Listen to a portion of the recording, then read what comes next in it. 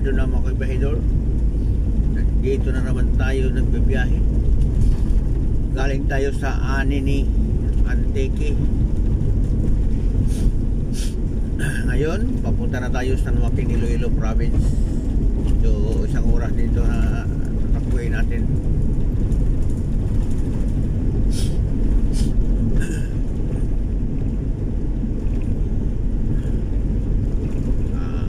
Kasi na sa social media ngayon kabahidor,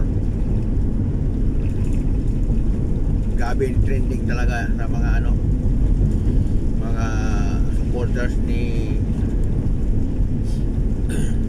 ating presidente na si President Duterte. Mayroon ako opinion. Kung ako ang presidente ngayon, hindi ko hahayaan na huhulihin o dalhin doon sa ICC ang dating presidente na si Rodrigo Duterte. Bakit?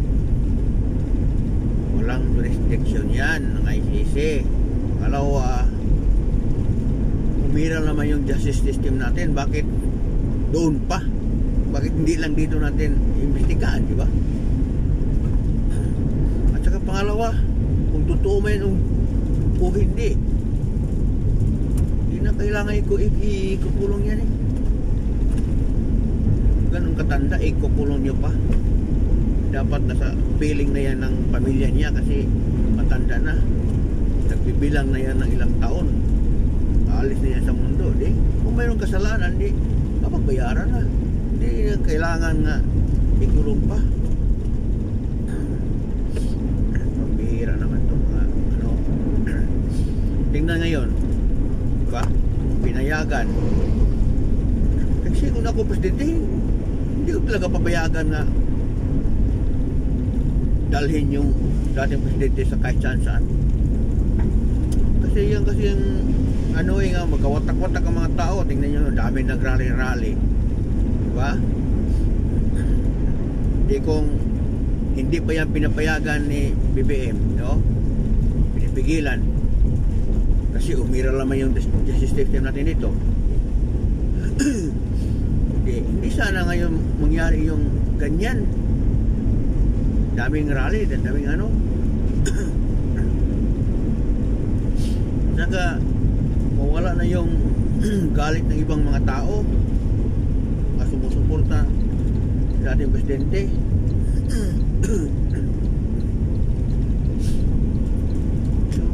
Yan kasi ang hirap mga kabahidor eh. Iba kasi hindi kasi nag-isip. Inisip lang nila ang kapakanan lang nila.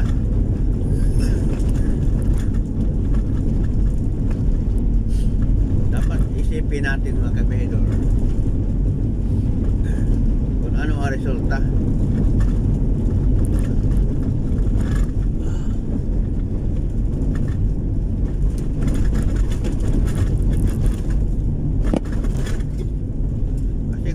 Presidente ako, talagang hindi yan madadala sa kahit saan. Protektahan ko yan dating presidente, no? Kung akong presidente. Kasi bilang pagalang na siya ang presidente, pangalawa, marami nakabenefit sa ginagawa ni dating presidente, diba? Gustuhin ko pa nga mawala sa mundo yung mga adik o mga salbahe na tao kaysa yung mga salbahe na tao ang makabiktima ng mga inosente. Mas nakakaawa yun.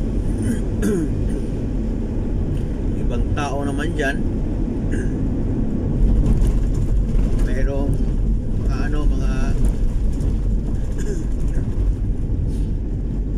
mayroon mga makikitang medyo di kaya-aya, kaagad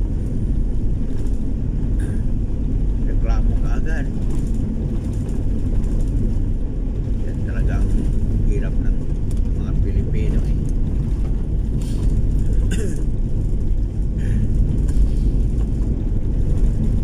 Hirap talaga intindihin ang tao